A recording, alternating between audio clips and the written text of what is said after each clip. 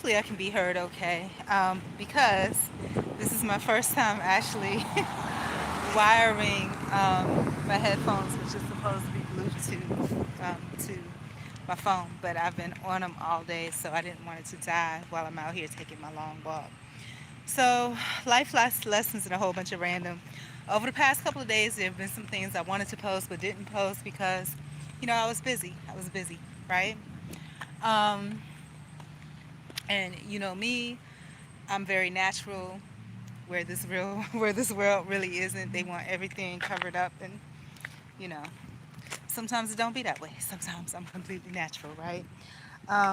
So I've been doing my workouts, at least a portion of them. Y'all know I added a third and fourth portion of weights, but what's been consistent is the South Korean workout and the morning ballet. I'll throw in the weights when I get a chance. Yesterday I did do weights.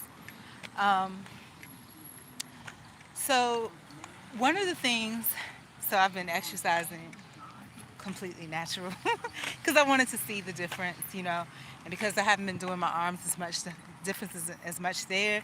Also, like I said, I had been noticing a change in my body, but but the but the out of shapeness is coming back, and I think it's because of what I'm eating, right? Um, which is why I'm out on my excursion right now. I've been eating the cream cheese is what's doing it. So I've been eating a lot of potatoes, rice, which is not bad, and kimchi. And surprisingly, my foot is itching because something bit me on my foot.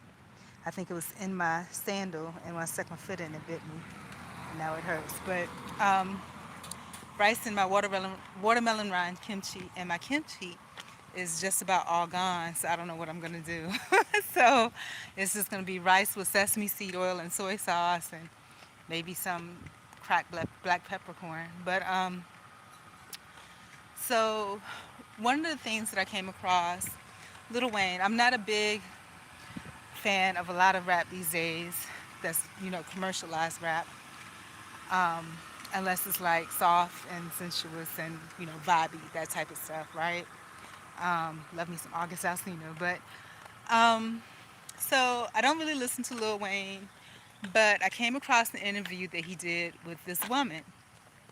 When I looked at the woman, I was like, that looks like Missy Elliott, except she was a lot slimmer and appeared to be a lot younger. So I said, maybe it's somebody, that just looks like her.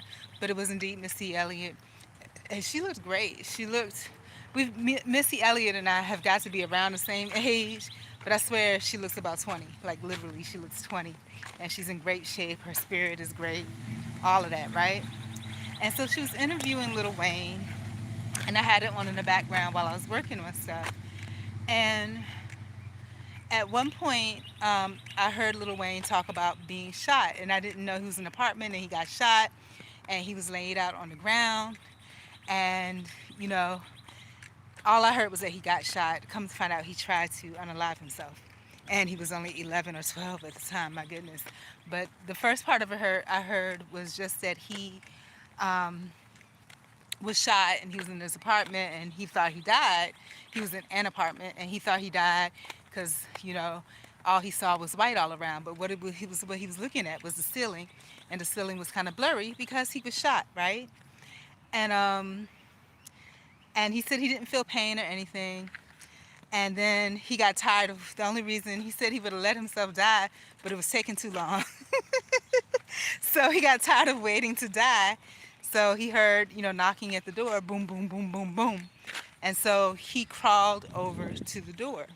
Not really crawled, but slid himself over to the door. There was so much blood that he was able to drag himself with the lubrication from the blood to the door, which is absolutely horrifying. Which was more horrifying was to find out he was only 11 or 12 years old when this happened. At 11 and 12, harming anyone, especially myself, and even at this age, harming anyone, especially myself, is far from my mindset. So, um, yeah, it was really disturbing to me, and it made me understand how grateful, and thankful I should be to my mother for raising me because I never had thoughts like that. I never thought about hurting anybody. I never thought about hurting myself, even to this very day. Never. My heart is always built on love and kindness. and the love of life, period. So thankful for my mom for that, because I never thought of things like that. But when I found out he was only 11, 12, or 12 when this happened, and not only was he only 11 or 12 when this happened, this was something that he inflicted on himself. That's what concerned me even more. So, oh, you guys, I mean, just my heart. But the reason that I originally wanted to share this story was because of quote unquote Uncle Bob. When I heard the story of Uncle Bob, like when I said when I heard it the first time, I didn't catch on to all the details that he tried to unalive himself. I thought he was older, probably late teens, early 20s, and gotten shot and drugs or something, but wasn't the case at all. But the way he told the story was that he slid himself over to the door because he got tired of waiting to die, and so the police or whoever was on the other side of the door was like, oh, somebody's in the door, on the other side of the door. We hear them. They're in there. So they took the door off the hinge. He was laying right under the door, and he was thinking to himself, "Oh my God, the police are gonna kill me with the door because the door is gonna fall on him. They're gonna all trample on top of the door, and he's gonna die. He's gonna bleed out." But what ends up happening is even more horrifying because if you can imagine, the story is so sad, you guys. If you can imagine being an 11 or 12-year-old black little boy, and Lil Wayne, I didn't realize how small he was because I never really paid attention to Lil Wayne, right? But he's teeny, he's tiny, and imagine him at 11, 12, like a little boy, you know. And he was like, they heard him, and so they literally took the door off the hinges. He thought that they were gonna let the door fall on him, and that was how he was gonna end up actually dying. But it didn't happen. They caught the door. But what happened after that was even worse, right? What happened after that was that the police all ran in and they stepped over him. He was standing right in front of the door. They stepped over him and they was like, oh, we found drugs right here. We found the phone right here. We found this right here. And Uncle Bob was this white guy, right? Good old to me, the type of white guy. I mean, just I don't know. I don't like to say types because you can make assumptions about people, but just a sweet, not sweet, but a nice white guy that you probably would work with. Older white guy, and you know, when he got there, he refused to step over him. He was like, "What the fuck is wrong with y'all? Do you not see this baby bleeding out here on the ground?" He wouldn't let anybody else continue to step over him. He picked him up and rushed him to the hospital. He saved his life, right? And then Lil Wayne, I guess, had told this story a couple times. And I guess when he went to go get one of his awards, music awards, he shared the story. And he was like, he thought that Uncle Bob had died.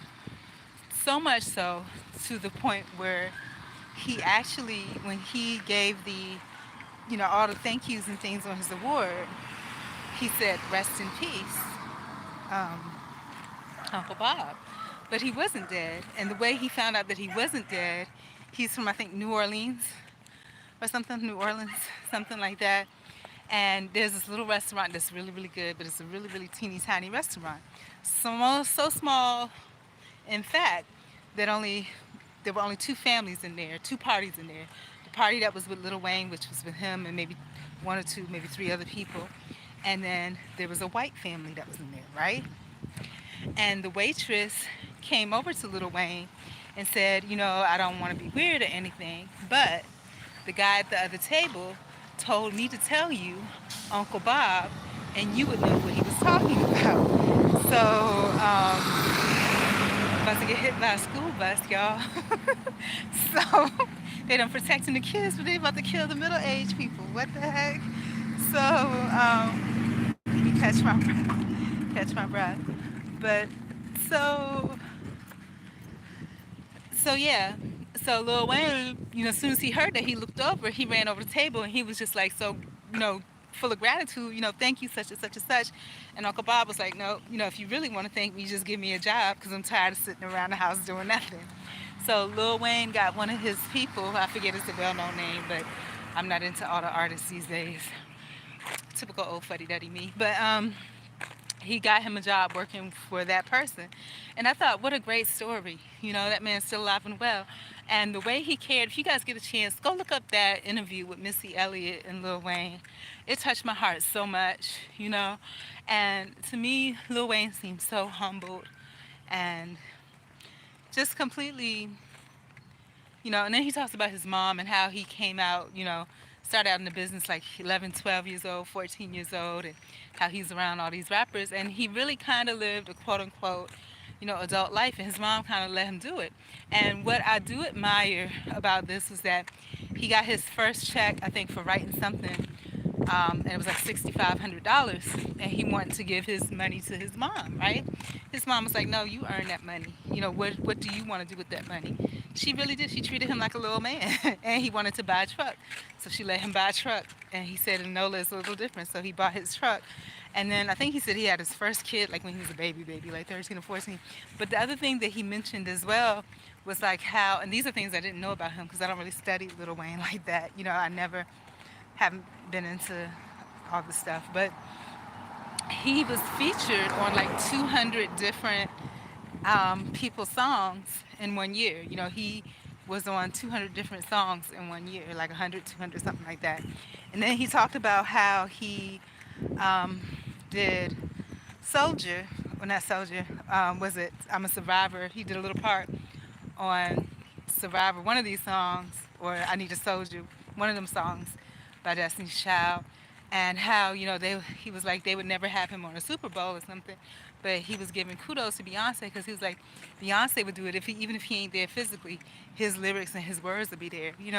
So humbled, and I thought it was so beautiful, and looking at his kids and things, and how these artists that are like quote unquote, I don't know if he's hardcore or not. I'm just making the assumption based on appearance, but because I don't listen to him. But I listened to what he said about being little like that and wanting to unalive yourself, and then making it like then deciding not to because it's so peaceful. You just laying there, you're doing nothing, and then making the decision, making the decision that I'm gonna stay here, and then have police step over your body and gonna let you die to go look for quote unquote evidence. I mean, and so let's talk about that. Like I said, I've never been the type of I've never, whatever reason, that's not in my spirit, to unalive anybody else, to unalive myself, none of that. And I'm fortunate, but I don't, I think everybody has a right to their own mindset. If that's what, you know, you know, to each his own. They have a reason, people have a reason for being what they are and feeling the way they do. I don't discount any of that. I think a lot of times that's why people do what they do is because they feel discounted, right? But I can't imagine, if you're in that situation where this person this child has attempted to do that, and you're gonna step over his body, man, the world really sucks if it's like that, and I guess it is because that's what happened. And this was a long time ago, because he's a grown man now. And then I think about people, that feel like that's kind of what they want to do with their life. And I mean, I don't know. I feel like I've always felt this way. I don't encourage people to harm anybody else, to harm themselves, but I feel like it's your life. If you don't want to be here anymore, you know, like George Carlin said, when you're ready to check out, you should be able to check out. And because what's the alternative to that? If you want to check out, I think you should be able to. The alternative is that if you want to check out and don't check out, your body and your mind is going to be used for experimental purposes until they get tired of it and they're going to make money off of it. But I feel like it's your life. If you don't want to be here, you know, that's your prerogative. For me, I enjoy the sunshine and the grass and the clouds and and all of that. Even though my life is tough, I think, and when I say tough, I'm gonna share another life lesson that I learned through experiences today too, because I say it's tough, but no, not really. I think your spirit and your soul dictates a lot of it, because I was somewhere today and I wasn't volunteering. I was there to, oh, I'll get to that part. but I'll just say this. When I got to this location, the energy there, like, I use social media and stuff for a crutch, right? The energy there was so bad, I really wanted to immediately pull up out my phone and go find a corner somewhere and start vlogging because it was awful. It was like, it was terrible. It was horrible. Um, my spirit felt like it was rendered. And when I got back home, it took me at least 30 minutes to recover from that, you know, just being exposed to that energy. And that's why I say, I told y'all about my attempts at social and networking and how, I'm understanding when people don't receive me. I haven't been received very well in a lot of places, right? The last place I was received pretty good, and that even scared me because it didn't scare me, but it was just, you know, being that I'm so to myself, if I get one pretty good, that's good. But if you get a pretty good and you introduce me to this and introduce me to that and that, and all of this is good energy, I become overwhelmed. It's not, I don't know, overwhelmed. It's almost like, and I don't want to adulterize everything, but I mean, it's almost like your senses are just overloading. Kind of like if you have too many, too many, whats.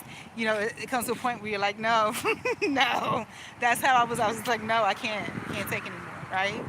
So it's just, yeah, but I'm also aware that just because that's what I'm sensing in the moment doesn't mean that it's always true. We only see a snapshot of whatever it is that we're looking at for the moment that we're looking at it, right? So that's good for that moment. When I fill out people's energies and things like that, and I didn't post that video on the church. I want to because it was good information. I don't know how I feel about it because they talked about family, and they talk about marriage and the importance of kids and defiling. I'm not defiling any beds, as you know, but they talked about all of that, and you don't hear that too much anymore. Matter of fact, the last church I went to, the pastor was basically giving us graphic detail about his wife and how he whatever, and I'm just like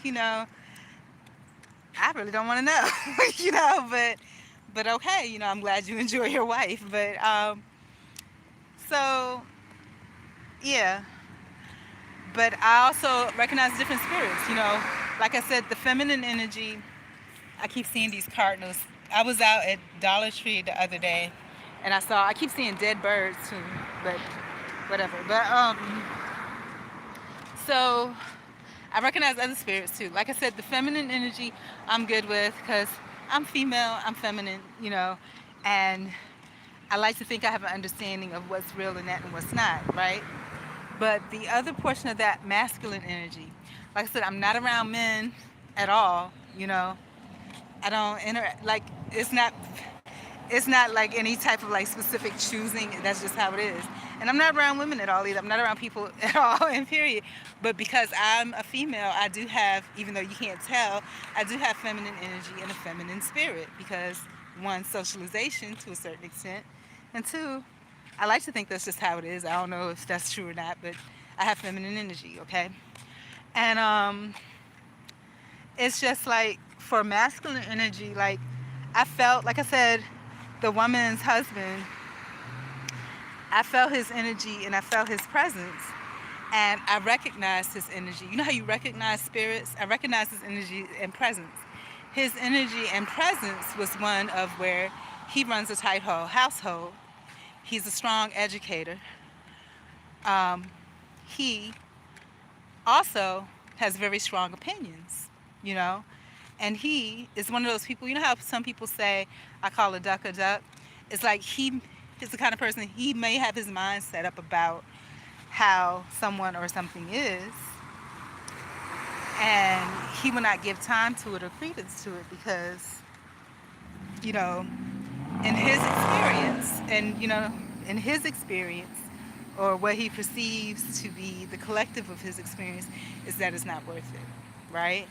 So he'll have an opinion, and he'll be happy to wrap something up and neatly package it up and throw it in the garbage. Okay, that's just the vibe I get from him. Now about the young man, and he's not young. The man was my age or the same age as me, maybe give or take a couple of years, right? He had a very youthful appearance, but just like you could look, if you look close enough, you'll see the lines and you can see that's mid 40s to 50s right there, right? So the the feeling I got about him is that he has a heart of a child. Kind of like what I like to say, that I used to have. I have a good heart. I don't know how childlike my heart is anymore. It's still there somewhere, but he still has a love of his mom and everything. So I'm sure his spirit is more childlike than mine. But the feeling I got from him is that he's obedient. Children, and even though this is a grown man, middle-aged grown man, children that's raised in the church usually do have obedient spirits. He has an obedient spirit. He still has an opinion about things, but his obedience overrides that opinion, right? Um, the feeling that I get about that church as well is that, um, you know, are the kind of people that will love you first. They don't like patheticness. They don't like pity. They don't like people that's not able to take care of things, handle things, manage things. They don't like pitiful people, okay? They don't like that. And so when they meet you, they're going to greet you like you are everything and you're all that. So there is no excuse for you, to be anything than all that. Because if you're being anything then all of that which God then what God has created you to be, then that shows you don't have faith. And if you don't have faith and you don't feel powerful in yourself, you're going to get thrown away. But they are going, and this is the feeling I get from the people that they will love you, per leadership, they will love you. But if you start bringing your negative energy and doubting yourself, they're not going to have it. They're not going to have it. And I like that. I think that's good because y'all know me. I walk around in my tights and my tank top, the same one. And these are actually different tights because I feel like I've grown a little bit. But the same one every day. If I do exercise, I throw them in the washer and put the same clothes back on, right? And I don't care where I'm going. That's what it is, right? But they actually, just by their upbringing and encouragement, it reminds me of when I was younger, the church that I went to, that it makes me want to actually look nice. So perhaps if I get to it, once I get back, and I'll let y'all know what I'm doing in a minute, but once I get back, after I get through, I'm still working. I have to work on the clutter and then the employment thing. But when I get back, that's one of the things. If I get to the point, and so at some point this weekend, I should be in those back rooms, and I should be washing some more clothes they're not dirty, but they've been sitting in storage forever. And storage is the back rooms, because that's just where I keep everything, right? So, and there's probably been rats, roaches, spiders, all of that, who knows, But, yeah, so I feel like I do want to get dressed up and look nice this weekend for church.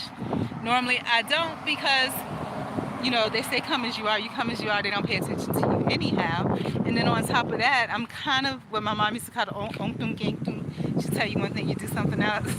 So it's like, part of me wants to show up just like this, just so, so it's almost because your spirit wants to be like, I told you so. That's how they're going to treat you anyway, Almost kind of, if you think about like when Michael Jackson showed up to his court case in his pajamas, because he no longer had any respect for the legal system. He realized it was just a big farce in a big old circle, so he didn't give a shit no more. You know what I'm saying? And I guess this, in a lot of ways, about the churches that seem to be fake churches, and thank you for that child next door that was just like, yeah, some churches are real and whatever. Because that's a reminder. That's how I felt. I just wanted to, show up as is because it didn't make a difference. They didn't have any guidance in their church, any structure in their church. It was all about people coming through the door. If you leave your name and information, it was good because then they have a reference point to talk shit about you later.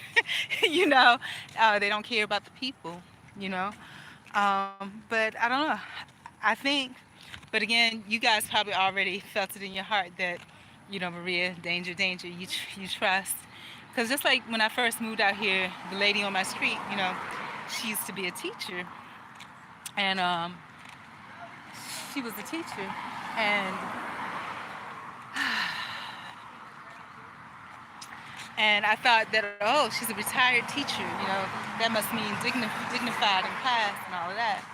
But it didn't. She let whoever, she said her son, her nephews, well, ooh, she's sexy. Why would you let somebody, if you're a teacher and you can feel my spirit is childlike, why would you let somebody talk to me like that? And then expect me to stick around for it? It's like, if you see this car, that's me. No, you know. So I didn't like that. So, because I really was just like, ooh, I got family now. But the landlord was just like, oh, they just being nosy, which is true. They watch everything. And that's why I started going down different streets because I'm like, every time I walk past, they're reporting to somebody that I walk past. but I guess it's good to be eaten too. You're not doing anything wrong. You're doing what you're doing. But yeah. But everything in my life, has a purpose and reason. I was listening to something today where basically it was saying there's really no good and bad, that everything, and like I used to say, everything is for the greater good. Because when I think of even the things in my life that were difficult for me, I think about when, I was going through that legal thing and they planted that guy there. And I used to say how people would follow me. He was like, well, you need to take a different way each time you go. And that's true. Don't go the same route every single time. Start varying your route up a little bit. Don't keep going the same way all the time. So even though that person did not care about me, they were planted there. I learned something from them. FBI, whatever he was. Thank you. That's what I learned. I learned that from him. Other news, talking about, and I talked about this, and this one I could actually post, and I recorded it as is on that date, but I didn't post it because I wanted to wait till later to post it. But it was talking about sexuality. And I'll post it, I said it better then, but just about, things that trigger it. As a middle-aged woman and a fuddy-duddy, that's not something I'm thinking about. And even back in the day, I wasn't thinking about it, even though I've been called everything in the book. I never was thinking about it like that. I was attracted to me and I liked me. And, at the very closest I got to that was a cuddle buddy. I love to cuddle, and I love being naked. That's just me. That's just me, These days, the nakedness is a little bit tough because, it's not always like that. But anyhow, I'll post that video when I get a chance. I recorded it, but I didn't post it. But, so let's talk, and then employment. We're going to talk about that. We'll get to it. We'll get to that sometime over this weekend. Because that's definitely all my cleaning and everything that's going along with that is headed towards that. So today I went to a soup kitchen, right? And I didn't go to the soup kitchen with the purpose of volunteering. Typically, when I go to the soup kitchen, it would be to volunteer, right? And this one, I volunteered once and I didn't go back again because the guy that was there, and it really hurt my feelings, you guys, because you know me. I really want to, I really want to be useful to somebody. I want to volunteer. I've volunteered since I was 14, and I want to, and I enjoy that, And also, maybe there's a double-edged reason too. The second reason is because being through all that I've been through, I think anybody that's been in that situation that's always loved to help and help people and things like that, you want to volunteer. You feel better about yourself. You feel like, oh my gosh, I'm not the handout queen. You don't always want to. You don't want to hand out all the time. Sometimes you want to be the one to offer. I remember when I was going through the quarter to homelessness, I went to this place. We'll talk about food stamps too in a minute. I went to this place because they get credit if they help you apply for food stamps, and supposedly you get it a lot faster. Maybe that's what I'll do, because I didn't want to apply for any of that type of stuff, and it seems like every time I get to the point where I think that I really am going to do it and I do apply, then what happens is they say that I missed some kind of appointment. There was never an appointment set. I think they're just making up stuff. So maybe that's what I'll do. Maybe I'll go to a homeless place and have them set up, because what they'll do is, I think, and when I applied, I actually did apply, but then they told me that I was declined because I missed an appointment. Didn't have any appointments. I had the phone on, had the emails up all day long, waiting, because I was like, I think I do need these food stamps. I think at this point I do. But they didn't. And then I left voice messages that said, oh, if I don't respond in 2 days, reach out to the supervisor. Reach out to the supervisor. You can't leave a supervisor a voicemail message. Supervisor's voicemail is filled. So I guess that's just their way of overstepping people. I don't know. But maybe that's what my next thing will do. Maybe I'll go somewhere and have them help me apply for these things. But speaking of that, and we're going to circle all the way back around. So I was listening to this audiobook today. It's called The Game of Life. And it's kind of Christian based. Ironically, it wasn't intentionally so. I just happened to pull it up. Something to listen to in the background that's positive, that I can learn something from. And in a part of it, it's so weird how my life is. The lady was talking about how some woman had $8 in her bank account. Y'all. So let me tell you a funny story. I thought I had $3 in my bank account. And even if I had $3 in my bank account, I don't, technically it does not, I owe, so it doesn't belong to me, right? But, so I told y'all how I was going through my mail looking for old checks that I hadn't deposited. And they weren't big checks, they were little checks, like literally like leftover retirement stuff, like $10 here, less than $10 there. And some of the checks I probably threw in the garbage, But, so I found one, and I said one of my steps is going to be that I was going to look up my bank account just to make sure of how much I had in there. Okay, so I thought the check was for $10. The check was actually for $7.42 or 32 cents, something like that, right? And so it wasn't even $10.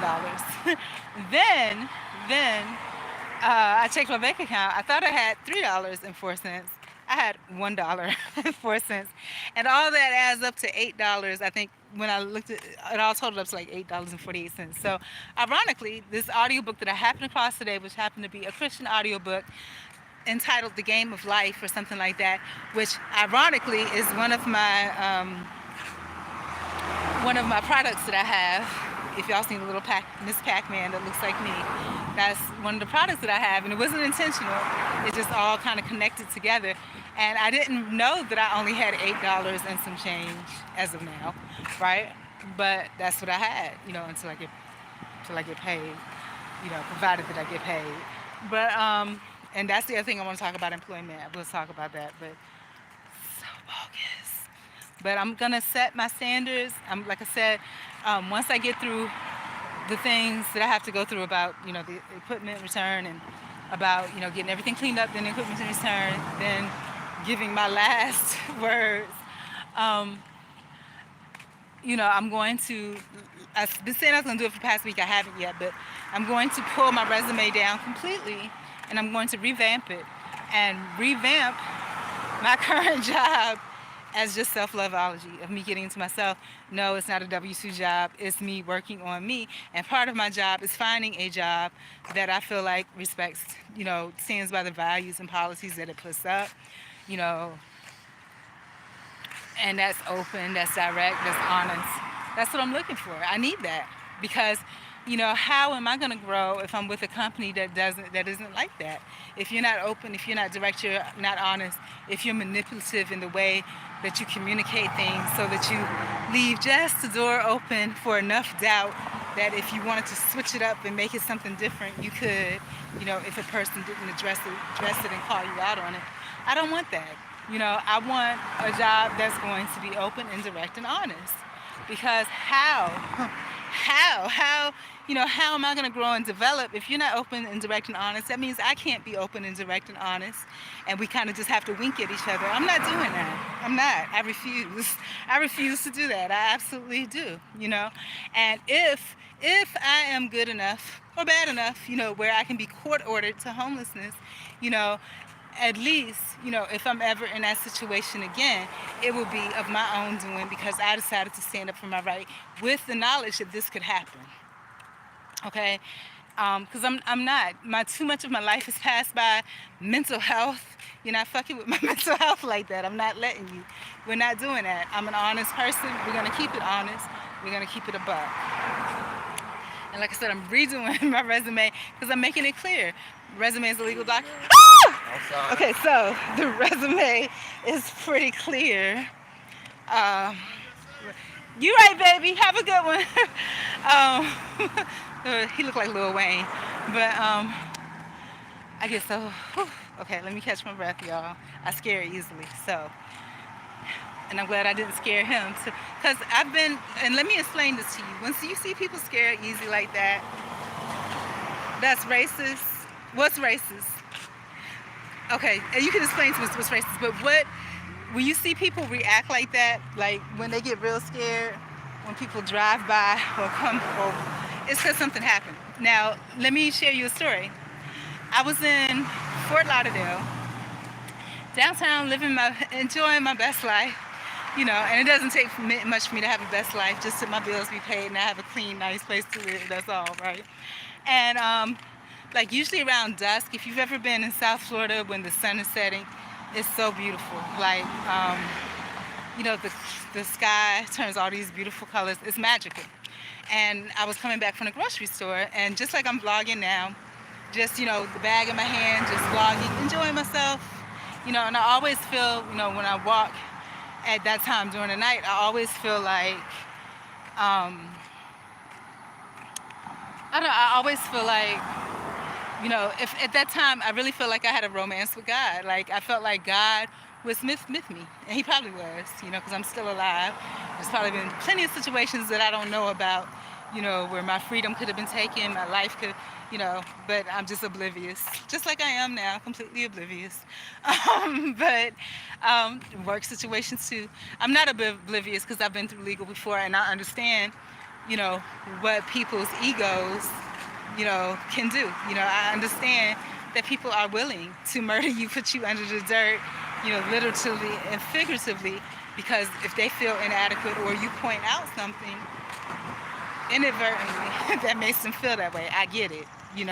I get it. I have an understanding of that, but I can't live my life caged up for that purpose. But anyhow, so back to the story. So walking down the street on my way back from the grocery store, enjoying a great evening, sun setting, enjoy my walk with God, and I have my camera in my hand, and a bicycle rides past me just like he did. The boy snatched the phone out of my hand. I didn't even realize he did it. I thought I was imagining things, because who would do that? And I was like, I know I have my phone in my hand, so I'm looking down. Did I drop my phone and not know it? There's a guy across the street that's spotting him. So yeah, luckily, I don't really have anything robbable, but somebody, and I was amazed that somebody would steal my phone. My phone was a $100 Metro PCS phone. I was just like, what? And I had it stolen a couple of times by young people, young people, unfortunately, with melanin, unfortunately, But anyhow, so back to what I was talking about. What was I talking about? I was talking about food stamps. I was talking about getting around that. Oh, the other thing I wanted to talk about was, so I did go to the soup kitchen. I didn't go there to volunteer. I went there because I got tired of eating potatoes and rice and cream cheese and jalapenos. I got tired of that, okay? And I was almost out of kimchi, and I have maybe 2 bars of cream cheese left, plenty of jalapenos left, but I've been craving fried chicken, all this. But I was broke, like literally broke, okay? Like literally broke. So I was like, well, I'm thankful that I have food, whatever. But I was like, I don't care what it is they have down there. I'm just going. And then on top of that, it would be a good opportunity if people speak to me, where again, I can hand up my little QR codes. You know what I'm saying? So I got there, and I'm going to tell you something. The whole vibe there, y'all know, I'm going to say something. You know how they say you think you know, but you don't know? It's true. Like I said, I've been walking around talking about how, once homeless, you're always homeless. Sometimes I still consider myself homeless, or I feel more homeless than I was when I was homeless. All right, so I'm going to tell you, God has no problem chastising me and setting me straight, because when I walked up to that place, there was a little line like you would see in front of, and I hope I don't die, like you would see in front of soup kitchens, right? And, okay, thank you, baby. Let's see if I can scooch across the street. So thank you. So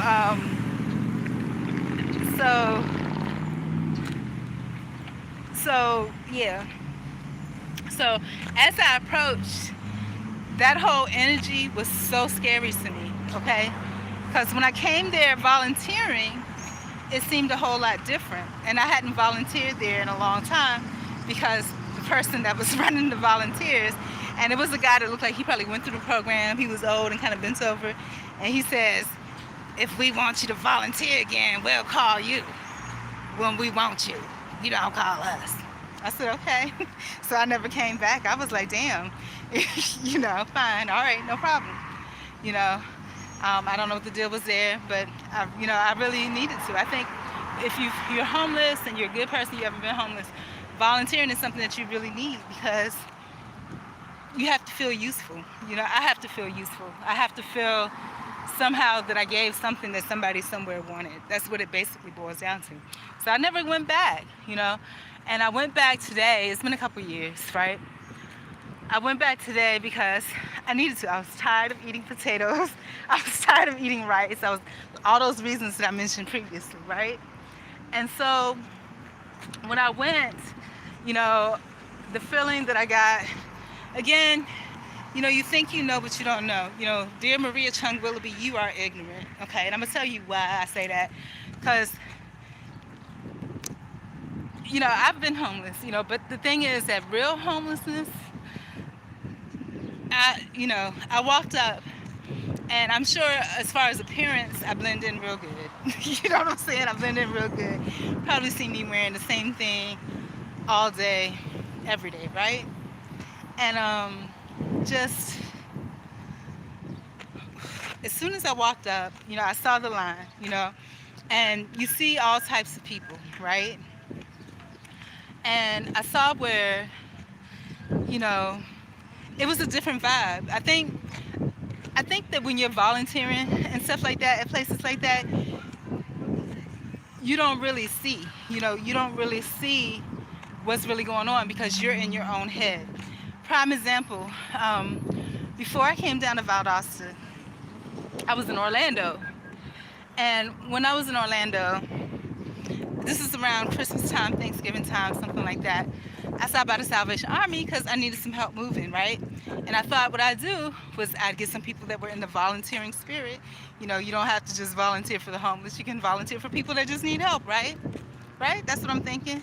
Or there might be somebody that could use maybe an extra $20, $25, something like that, and maybe I could hire them for an hour just to help me out because I had a lot of shit. I literally had like 4 or 5 20-foot moving trucks, right? And what's ironic about that, it cost me a few thousand to move all the stuff here, which was just homeless memorabilia, basically, right? And you guys, like,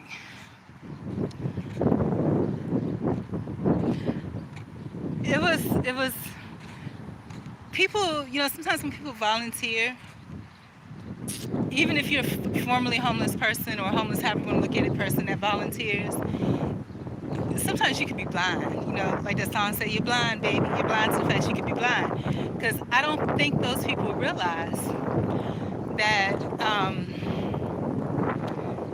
there was a woman, she was so proud, and before she knew that I was looking for help for moving and stuff, she was just like, yeah, these are my boys and this is my daughter. They're going to school and college and they volunteer every year at the Salvation Army. She was so proud, right? So proud of them. But, when I was trying to find out, do they volunteer elsewhere? And what if would they ever volunteer for somewhere that's not a big corporation where they could put on a resume or something and get credit for it, It was just like, when they found that out that I needed help, that was something different, So it's about the show of it. I remember this guy that was homeless, when I was homeless, he was talking about how, people, they'll come by and they'll say things and make promises because it makes them feel good. It's almost like the proverbial daddy that's an absentee dad that says, oh yeah, I'm gonna buy my son a bicycle, but he never shows up. It's in his heart to do that. He wants to do that, but he can't. He can't because of his situations, his lifestyle, whatever. He just can't, right? And it's the same kind of thing. You have people that are semi-homeless, kind of homeless, that really want to help, kind of like me. I really, really, really, truly, it's in my heart to truly help. I really want to. But the reality of it is that, as much as I want to, much as I desire to, I don't have the resources. So my thing, like I said, I'm updating my resume. I'm updating it as soon as I, take all those steps that I talked about earlier. But, me, if I can get me together, and if I can quietly help someone, get myself together where I can quietly help someone, that'd be great, But it's at this point, it's all about me, But just about the part that I was talking about, how so disillusioned because, me, I'm thinking because I'm formerly homeless and I consider myself to be homeless now, and I look pretty homeless every day, and I probably go through the homeless fight because people look at me like that. The reality of it is something different. When I walked up, like I said, to that soup kitchen, when I came there to volunteer, I had a whole different mindset, I had my car put up in my truck, and I was all happy and shiny, and I remember even when I was homeless, there were counselors that would tell me, when you're dealing with homeless people, because they didn't know what I was doing either. They didn't know if I was, really homeless. People thought I was, an undercover reporter. They thought I was the FBI. I wasn't none of that. I was court ordered to the shelter. That's why I didn't fit in. And that's why I'm super homeless looking now, because I intentionally made myself super homeless in behavior and everything because people didn't believe that. They thought I was the feds. And I actually had the feds approaching me, but, not because they thought I was the feds, but they were doing something weird, okay? But that's a whole nother story. They actually let me know who they were, and it was pretty obvious who they were. They showed me their badges and all types. It was crazy. So I'm gonna tell you something. If you've never been in the legal system, when people talk about stuff like this, it sounds crazy, but it's real. It's real. Because I thought it was crazy. I was like, why would the FBI be looking for me? The feds. And what they do is they find people that have been accused of something or convicted of something, whether falsely or truthfully. Because there's something that's different about them, and they're into it's some weird shit, y'all. I'm gonna tell you, if you've ever been through the system, you already know, this is not stuff that people talk about. It sounds crazy, but it's true. It's true. I've experienced it, but anyways, wiping all that aside, but anyhow, yeah, it's a totally different thing, because I walked up, and as soon as I walked up, because I hadn't been around, and I'm gonna say it the best I know how. It may not be the accurate way to say it, may not be the best way to say it, but I'm gonna say it the best I know how. I hadn't been, just like I talked about how I went to that church and the woman was so loving to me. I wasn't used to that, but I openly accepted it because it's one-on-one. It's not a whole gang of people all at once. But then she introduced me to this other person and to the other person, and then she introduced me to her husband, and I was like, and I was just really honest about it. I was just like, I'm very, particular about people who I speak to, because I feel people's energy and spirit. And then I thought about it, and I was like, I hope I don't offend her, because I'm not saying he has a bad spirit. So I put it back and was just like, maybe just because he's a male. And so then, instead of making sure she don't introduce me to any more males, she calls another male over there, and I'm like, oh my God, another male, because I'm not used to being around males, and I'm not a male, so the energy is foreign to me, especially because I haven't been around men folk in a while. I just, not direct like that, not within 3 feet of me, not wherein they're having to exchange and interact with me directly in a personal way. I don't, and I realized that about myself. Same thing about the situation where I went to the soup kitchen today. I talk about how, homeless and all this, and I truly am. It's on record, and some of the stuff that's documented, it's not true. I never slept in the storage. I didn't do any of that, but that's, what they said, because the lady didn't want me renting there because somebody got angry. There was a family-owned place, and somebody got angry with me. But, so that's what they said. So that's documented somewhere, but it's not true. Also documented somewhere is that I use alcohol. I do not. That's not true. If it's documented, I don't know if it is. I haven't seen it. There's stuff documented that I probably don't know about, but whatever. And some of the things I do know about is only because somebody took the time to share that with me, because it was like, I know that's not true about you, but I wanted to let you know that this is what I saw, you know. But anyhow, moving right along. So, so unless you know me, unless you've spoken to me, if you haven't seen it directly from me, people can write anything. And who knows? Who knows? Who knows what's out there? Who knows? But yeah. But luckily for me, I'm still living and breathing and able to be me, truthfully. But yeah. So when I walked up there, it's like, and I felt like such in a conundrum because I talk about homelessness, that, and the other, but when I walked up there, not as a volunteer, but as someone that I thought this is what I had in mind. Okay, I'm gonna tell you what I had in mind versus what actually happened. What I thought I was gonna do, what I thought was gonna happen was I was gonna have my little fanny pack of QR codes, my leftover QR codes. I thought I was gonna just go up there and hang out, pretty much. I thought I was gonna go up there and I was gonna talk to people that are, I thought I was gonna talk to people. I wasn't prepared for what I got, okay? So I thought I was gonna go there with my fanny pack and QR codes, that basically there wasn't gonna be people that were obviously, well, see, with me, because I walk a lot, I look like I've been obviously out in the sun all day, right? But I didn't think I would see anybody else like that. I didn't think that I would see anybody else that look like they've been outside all day long, that look like they've been sweating for 24 hours straight, that had backpacks on, that, didn't have melanin, but they were burnt by the sun.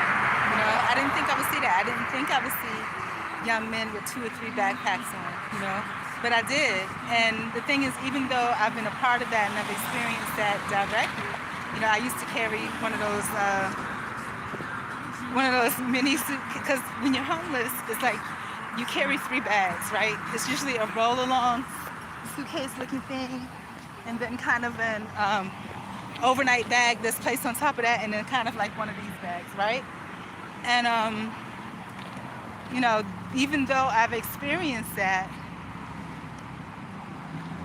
I mean, it was just different, coming to it from, it was a different experience for me. Like, I guess I hadn't been in the mix of it like that. And I would think to myself that, oh, but Maria, you volunteered here before. But when I volunteered, either I was blind and I really didn't see, and maybe that's what happens when you volunteer places and you're not in the mix of it, I think you have blinders on. You don't really see what the truth is, right? And so I saw the truth. I saw these people out here burned by the sun, and I think about Sade's song, there's a woman in Somalia, the sun gives her no mercy, and she talks about how she's scraping for pearls and the sun is beating down on her, and that's real life, bro. I mean, that's real life for people. And it's not that I haven't experienced that or that I don't experience it, because look at me now. Look at me now. Look, I'm walking 5 miles to go buy a bag of chicken because I'm starving. And it's not just that, because I've done this before, and there's no shame in that. But yo, broke. I was actually going through all my mail to find a check that I thought was $10, but it was like, but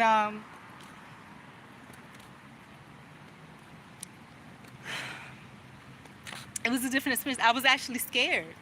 I was scared of homeless people, which is weird, because how can I be scared of homeless people if I am them and they are me? How my spirit was just, and I think a big part of it, and I'm just rationalizing it all out, you guys, because it sounds pretty hypocritical, yeah. To me, it's just a conundrum. I don't know if I want to say hypocritical, because I'm very authentic in what I say, but it's somehow there's something, again, it doesn't fit, and why do I feel this way?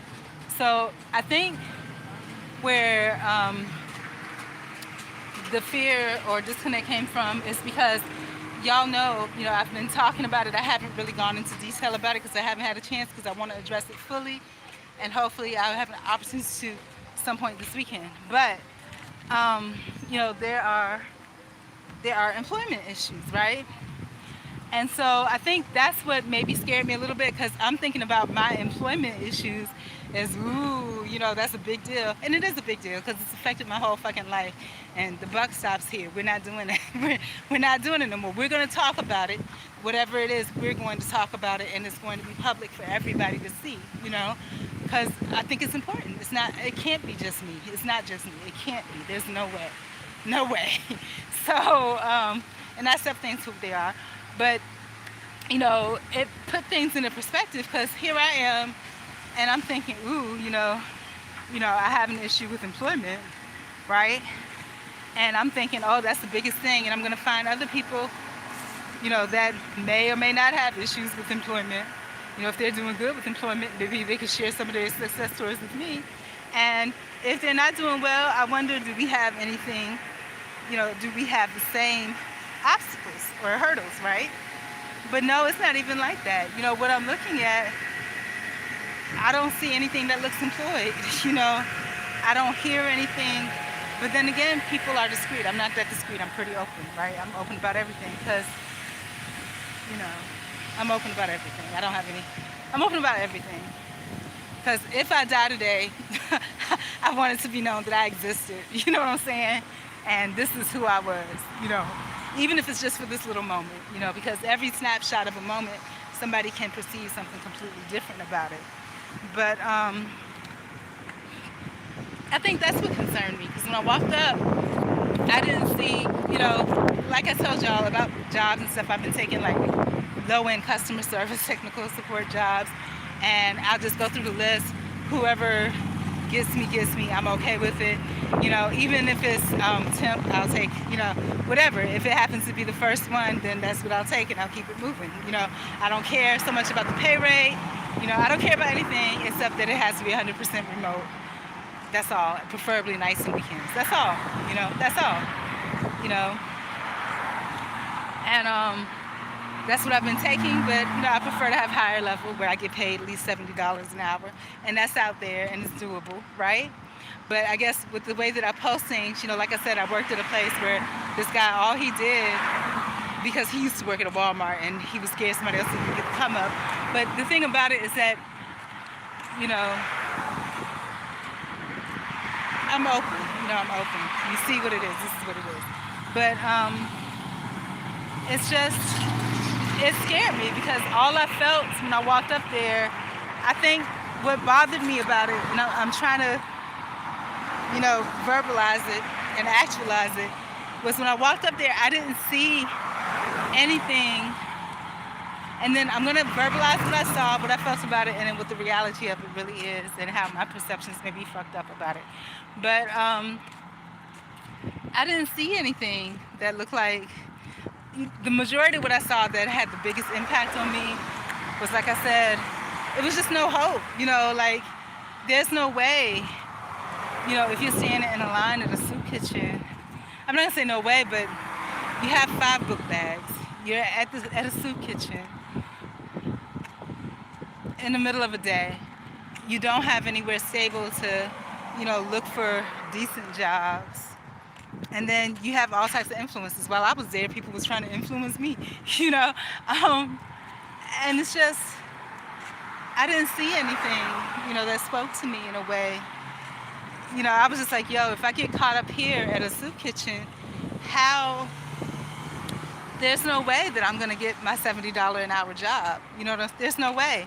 Because how am I going to do that? And then people, and it's so unfortunate that people want to look at people that they work with and say, hey, okay, this person is living, I can see where this person has consistently made $70 an hour over the past 5 years, which I have not have not at all. But you know, they want to see that because they want to feel, some of them, a lot of these jobs, like I said, these people are not worthy to work there themselves, so they want to feel like, you know, that, you know, they have a come up, you know, that they fit here. But if you hire somebody else that doesn't have that, then it makes them feel a certain way. I talked about how going through the homeless center, I went through so many Craigslist jobs, and how people wanted to feel important because they worked for a health insurance company. But it's a grinder room. You know what I'm saying? It's a grinder room, and they're hiring any and everybody. That's the truth, right? As long as you can keep your mouth shut, they're hiring any and everybody. And for some people, that was a come up. I work in the medical field, so it's just that's another reason why I overpost or post and so open about everything, because people want to take things and make it what it's not. It's none of this stuff at all is really a big deal. It's about who can. Even I remember when I was in school and we were talking about IT and the IT industry. People are coming out of school now making $120,000. Starting at $125,000. So, we talked about how, they were saying how keep it quiet. This is the easiest job you get for the most money. And it's true. Anybody can do it, anybody. And if you look at people that are in these quote-unquote tech jobs now, a lot of them do come from retail backgrounds. People that used to work at Publix, Walmart. No education, no formal education, but it's the thing about having people like you enough where they're willing to vouch for you and put you under their wing, And sometimes now, I've always been a goody-goody. I wish when I was younger, when people wanted to, do that for me, that I allowed them to, but I didn't, because I was just like, I had to wait till I get my degree, because, if something gets messed up, I was so literally like perfect. If something gets messed up, I don't want to be. And then I want to talk about the legal situation, and then, but that's what I think scared me about being at that soup kitchen and seeing those people, because all I felt was, a bunch of people that's really, it's going to take you years to get out of that, you know what I'm saying? And then after you finally get out of that, like I said, it's going to take you years to get out of all the conditioning that came with that, you know what I mean? So, because that's what I'm doing now, I'm breaking myself out from the conditioning, and it can be valuable to you because it can help to elevate you and promote you and bring awareness. But like I said, I wasn't prepared when I went there today and I saw what I saw, because I was stuck in my mind of, I need the employment issue. This is the type of job that I need and that I want and that I'm qualified for. And I'm thinking, like you would think that you're on a college campus and you run into other people that are thinking the same thing, but it's not. What I ran into was something different, I ran into people because I was talkative or willing to talk, that was trying to find out my living situation. Do I live alone? Where do I live at? What's my name?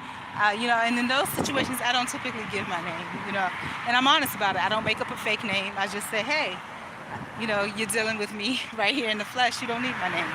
Only reason you need my name is if you want to talk about me, and that's not why I'm here, So, but if people want to talk about you, they'll talk about you anyway. But no,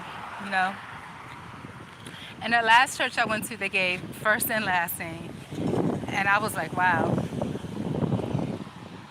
But I don't know, maybe that church would be a come up for me. And when I say that, because maybe it'll encourage me to get dressed and look nice and do my hair nice and put on a nice dress and make sure that I nair everything. Everything is nair right now, but it's growing back. But make sure that I nair everything, and maybe even do my toenails. I haven't done my toenails in quite some time. I haven't, but I don't want to. I don't want to do my toenails. I don't know. I like my natural beauty, because then you do your toenails, you got to take off the nail polish later on. I'm not doing all that. I used to paint little designs and everything on my toes. I'm not doing it. I'm not doing all that. What I will do, I may take a shower. Well, I will take a shower and do my hair. And, I would like to put on a nice dress. As far as a purple dress, that's my color anyway. I think I have a couple of purple dresses, but it's only one that comes to mind immediately where I'm like, that's what I'm gonna wear. But it might be too short for church because it comes right above my knee. What I would like to wear that I don't have, I would like to have a purple knee-length skirt, a nice purple suit, with a purple blazer, a purple skirt, and perhaps like a nice silky, like lavenderish, shirt, chiffon like shirt under there. That would be nice. And have my hair done up nice. I don't know how to do makeup, so you can forget about that. But I look like Mimi when I do makeup. But yeah, but that was a really big thing for me. And then on top of that too, when I left the house this morning, um, the man that lives across the street, the older man that's been there for a while, today is Friday, right? Our trash pickup day is on Tuesday. And his garbage can has been sitting out there for the past 3 days.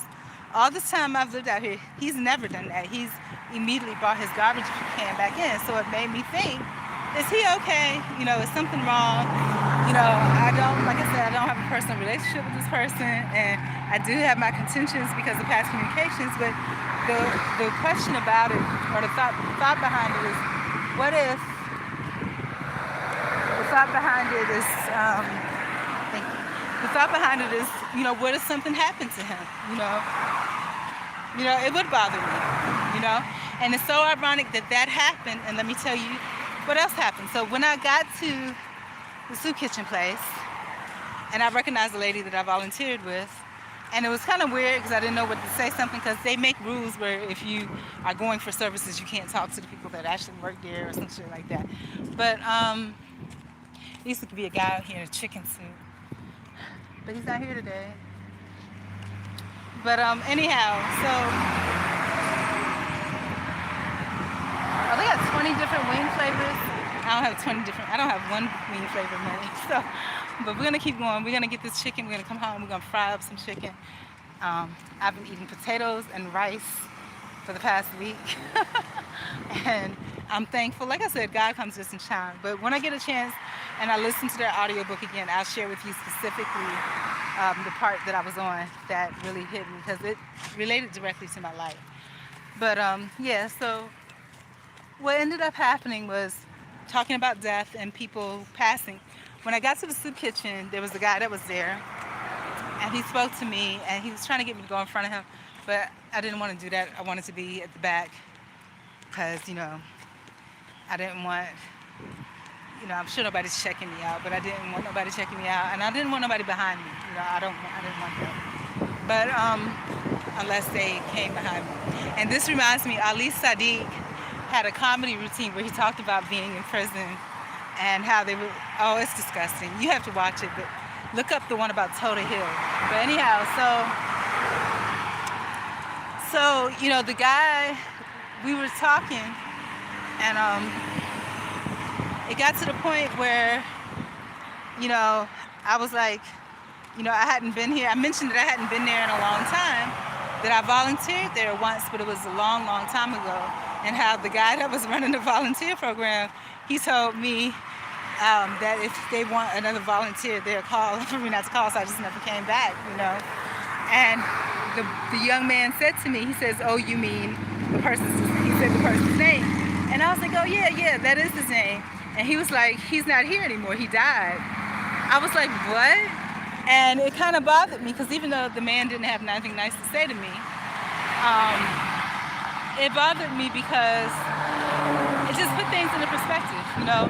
And I thought about that and about how, you know, that man interacted with me and how I still loved him, you know, regardless. I still love people no matter what, right?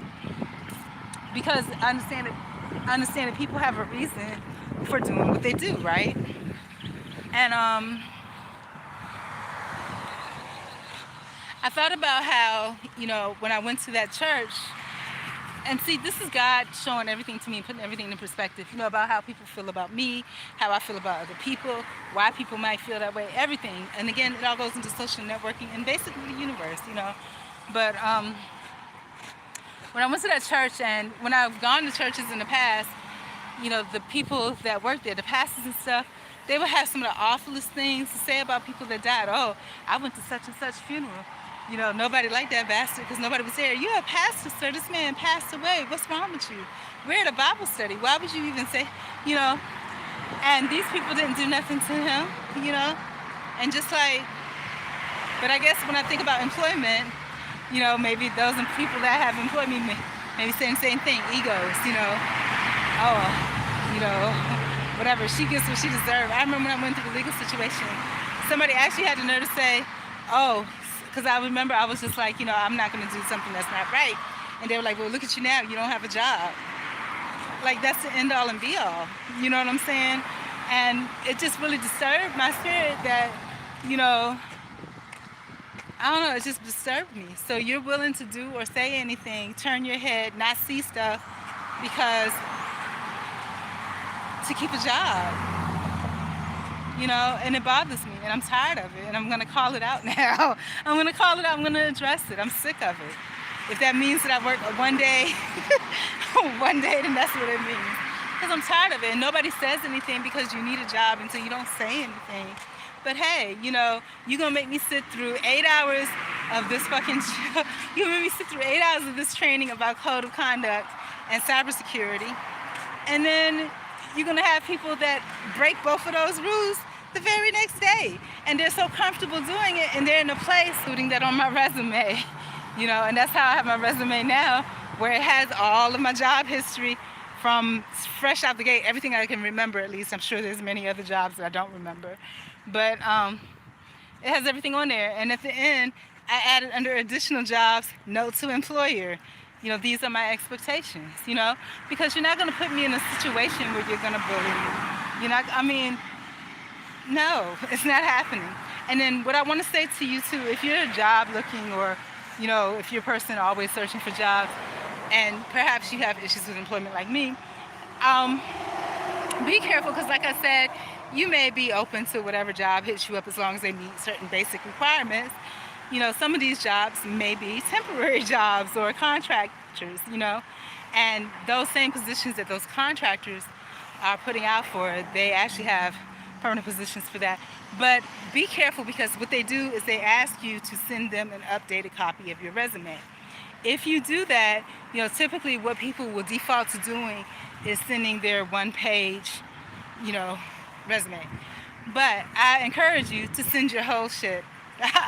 So in the future, if that ever happens, you know, I'm sending my whole resume with all the things on it. If you want to cut off a page or two here, you can do that. But that's everything that is on my resume. You know what I'm saying?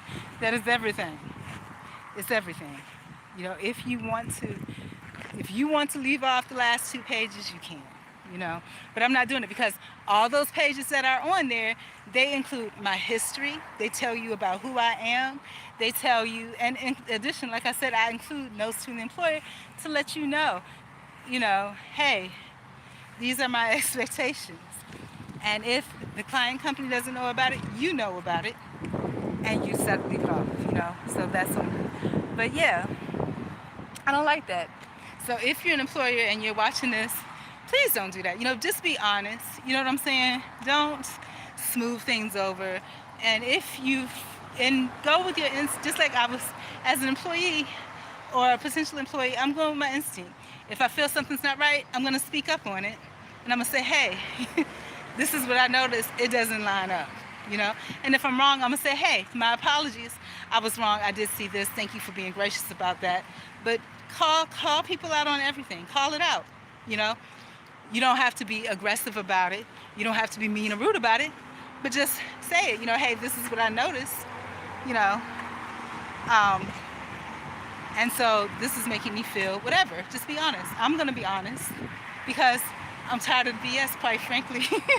And one BS leads to another. I don't want any bullshit. I don't want it. I don't have time for it. You know, I'm on a path towards growth and healing, and I can't grow and heal employers if you're being dishonest. I can't do that. If you're being manipulative, you need to be strong enough in your position or whatever it is that you do that you don't have to be that way because you are empowered. You are empowered to end a relationship. You are empowered to begin a relationship. You are empowered to put perceptions out there, you know? And, you know, I can't take any more BS. Like I said, I'm putting me first. And I'm going to address things. And, you know, I'm okay with it. If I could be court-ordered to homelessness because of, you know, something that somebody else did, you know, I will definitely, you know, be willing to, you know, damn, that scared me. A kid just ran out of a building out of the blue and was yelling and I heard footsteps. Like, where in the world is that coming from? But yeah, But yeah, so that was my concern about, like I said, the soup kitchen. But anyhow, so long story short, back to what we were talking about originally. The man that ran that program died. Okay, he died. And they were like, he's been dead for a few years now. I'm like, what? So yeah, so that's the kind of heart and spirit I have. I don't have anything bad to say about anybody. I will always show a spirit of love because I will always find something good about a person that I like about a person. And the thing, and my thought process when I got there was that it would be kind of weird. I'll see him there and, he'll give me the eyeball and I'll just laugh at him and go on about my business. But he wasn't there to give me the eyeball. He wasn't there for me to work on my social and networking skills, in the light of when somebody don't like you or trying to find out why, so that you can improve a relationship, build a relationship, or perhaps to reach out to those types of people better. He wasn't available for that because he's no longer with us.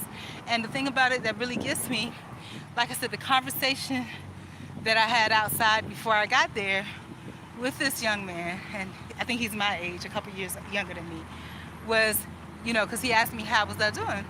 And I was like, I'm very grateful. I'm doing great. I'm on this side of the ground. A lot of people didn't make it to this side of the ground this morning. I had a decent sleep last night. Might have had some bed bugs bite me, but it was after I started working on things. But I had a decent sleep last night. I had a shower this morning. I had a vent brush that I ran through my hair. I was able to run my fingers through my hair. I was able to brush my teeth. I was able to walk up here of my own accord, with a somewhat, getting healthy body, So I'm doing good. There's people that didn't make it, that are not on this side of the ground anymore. There are people that spent all night being abused, molested, beat up on, in prison, So I'm doing great. That's how I'm doing. And that was the conversation we had. And then later on, as we started talking, that's when we got to the point where, we talked about me having volunteered there before and talked about how, the guy that ran it didn't really like me. And then he was like, oh, Mr. So-and-so. And I was like, yeah. And just come to find out he's dead, And we're just talking about that, how to be thankful, for where you are. I am thankful. Despite of it all, I'm sure, especially standing in that line, there were far worse things that people had going on, And like I said, I'm in God's grace, like literally in God's grace. And I think all of us are. When we trust in God, we're in God's grace, because really things could have went. I'm almost 50 years old. Like I said, there's a lot of people that haven't made it to 50, Didn't make it to 20, didn't make it to 30, Didn't make it to 8 years old. I know people that died that young, mistaken identity because that person was big for their age and had a big bomber coat on, and they got shot and killed. So, I'm very thankful for my life. Very thankful and very appreciative. And me walking across the street, this very street here that I'm trying to struggle to get across so this person don't hit me. There's been many women. I've read on the news app how, y'all know, how old am I now? I'm 40, I'll be 48 in December. I've read in the news app, women my age, 47-year-old woman, hit and run on Park Avenue, on Northside Avenue, going to get groceries. What do you see right here? You see a 47-year-old woman, crossing Northside Avenue, whatever street that is, going to go get groceries. How many times have I crossed the street? How many times have I told y'all previously, when I'm walking somewhere that, it seems like when the light changed, people are trying to rush to see if they can run you over, and I'm still here, Easily could have been taken out. I've, on my bicycle, been hit, and the judge was happy to say, oh, you should just die, So I'm fortunate, very fortunate. And another thing, a lot of things that people that are doing well don't like, because I guess maybe all of this may sound pretty pathetic, is that, when you talk about appreciating things too much, or you're too appreciative, and I don't never believe in such thing as too appreciative, because, I don't know, I think things are to be appreciated. Maybe if I was someone of wealth or stature or, of means, then perhaps, I would take appreciating things for granted. But I appreciate everything a lot. I appreciate every opportunity. I appreciate every conversation. I appreciate the fact that I'm able to hold this phone and vlog about it, even if there's nobody here. I have the ability to express myself and put it somewhere in hopes that maybe someday in the future somebody will see it, you know? So appreciation is such a huge thing to me. But yeah, I think I've said my piece. So, a couple of more things too. So the other things I wanted to mention as well about respect. You know, I'm not gonna talk about that, but sometimes you like people because you like their kindness and you like what you perceive their ethic to be. But do they follow rules? Rules are really important to me. Okay, I told this quote unquote now former employer that hey, how you doing? I'm glad you're doing okay. Um, I told this former employer that and I told them, you know, I'm as straight and narrow as they get, and I really mean that. You know, I want people around me to follow rules. I want to follow rules because that's what keeps us safe. You know, I talked about going on interviews where people were like, well, we don't like people that are too professional. You know, but that's what keeps you safe because while you're busy being unprofessional, what that means is that somebody's interacting with you unprofessionally and you decide you don't like it, you can cause an issue for them. But if you keep it professional and keep the work environment good for everybody, it's not an issue, you know. That's a bad trap to put yourself in, and I'm not doing that. I'm not, because what it does is it overcomes the rules and it puts you in a position where you're not playing by rules, but you're playing by relationships. You know, relationships are good to have, but they need to be tempered with rules. I believe in rules. I do, you know. I really do. I believe in rules. Now, am I as perfect with rules as I used to be? No. At the time of the legal situation, I was 100,000% perfect with rules. The only thing I didn't do was read the employee handbook back to back because it wasn't necessary because it was all common sense. And you think that the people that are over you would abide by that too, but they don't necessarily, and that's why it's important, each and every company, to read their employee handbook back to back so that you know your rights and responsibilities. And when I say rights, you know, that's also knowing the responsibilities of people that are over you to make sure they're not doing anything that's going to put you in a situation where your moral fiber is challenged, you know? So, yeah. But anyways, I think I have gotten it all out. Have I gotten it all out? Oh, no, I haven't. So, two more things that I noticed happen to me lately. Like I said, I went to the church, and their whole thing was about family and marriage. And I told y'all about agape love and all of that. I want to cross the street, but I don't know if I should. Okay. And then the other thing I noticed over the past couple weeks, I keep coming across these movies that remind me of people in relationships that I know. And usually I take it in stride. I'm just like, okay, God is just trying to show me something. But here are the couple of movies I'm going to mention to you that mimic relationships that I've seen or know about in real life. So y'all know at this point it's been over 20 years. How old am I? No, it hasn't been over 20 years, but it's been almost 20 years since this relationship. But this person got married, and I had a dream about it, you know, when all of it happened.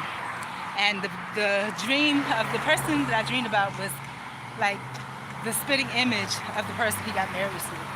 And I didn't know it. I just happened to, you know, glance at it and be like, oh, okay, right? So I saw this movie. This movie was about this woman.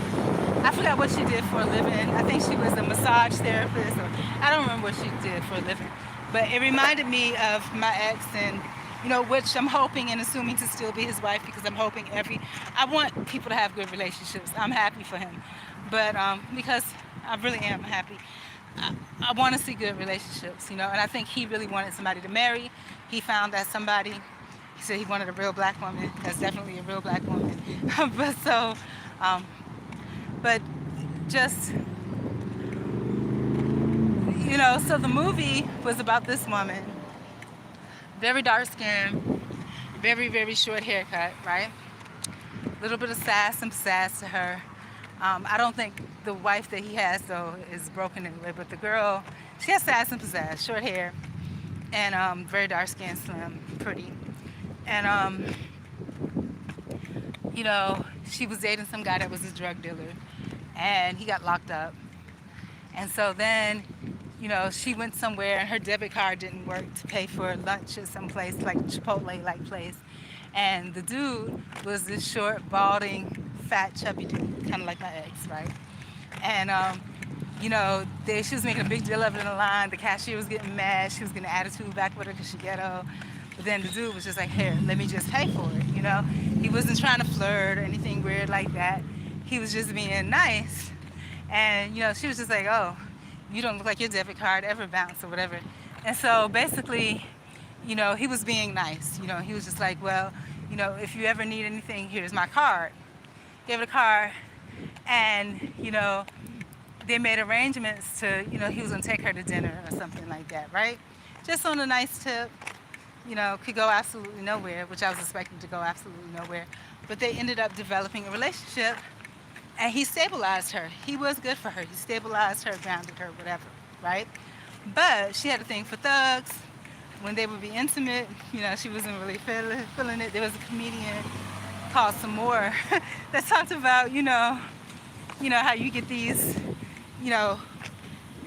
men that are fitting your demographic, the middle-aged man with his dress socks. He can't get a good grip because his dress socks sliding all over the place.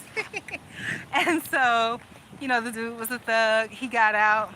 And at first she was trying to be faithful because she knew what she had. The dude done straightened her out, set her up real nice in a nice place, this, that, and the other. And it wasn't drug money. He was just a professional taking care of his woman because that's what he wanted, And I think that's kind of what my ex is, whatever. But, her ex-man got out and he knew that he could hit it again. So he just put it out there, hey, let's hook up. She was like, no, I'm with such and such now and blah, blah, blah. And so she was having flashbacks to when they were hooking up.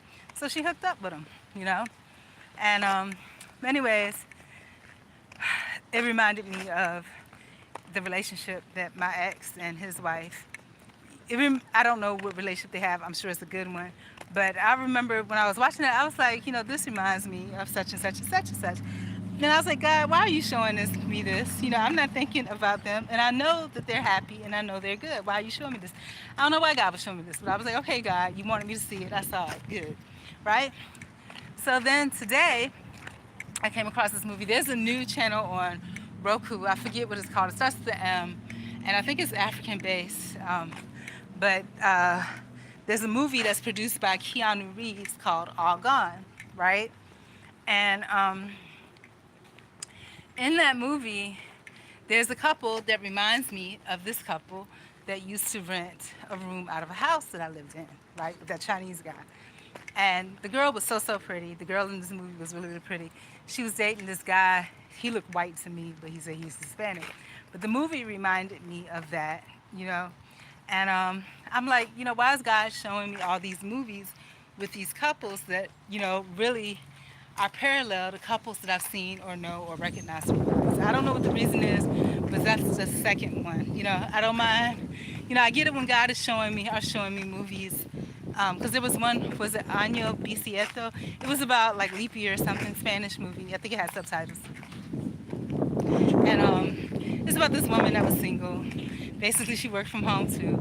But and my life is similar to hers, except she had family and she had hookups. I don't have hookups and I don't have family. And she was, self-pleasuring to other people. I don't do that either. But like voyeurism type thing. I don't do that either. But it was a boring movie because the whole movie she was in her apartment. You see her get on her computer to work. You see her get off her computer.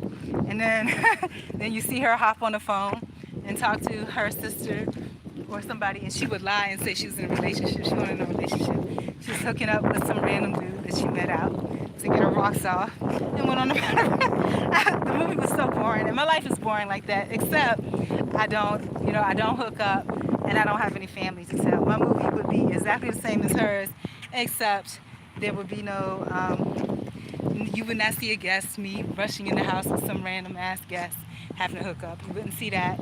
And also, you would not see me peeping out the window looking at somebody and, touching myself. You won't see that. And you also will not see me on the phone with a family member. What you will see in place of those things is you'll see me sitting in front of my computer all day long in a messy house trying to clean up. Then you'll also see me, in place of her talking to phone on her family, you'll see me on a vlog randomly like this, because this is as close as I'm going to get to family. That is, you'll see me occasionally go to a church and be disappointed and tell my whole life story online. In place of her pleasuring herself being a voyeur, you might see me have an occasional, and I vlogged about this earlier, I didn't post it, I'm going to post it. You'll see me having occasional when I can't sleep because bed bugs will bite me.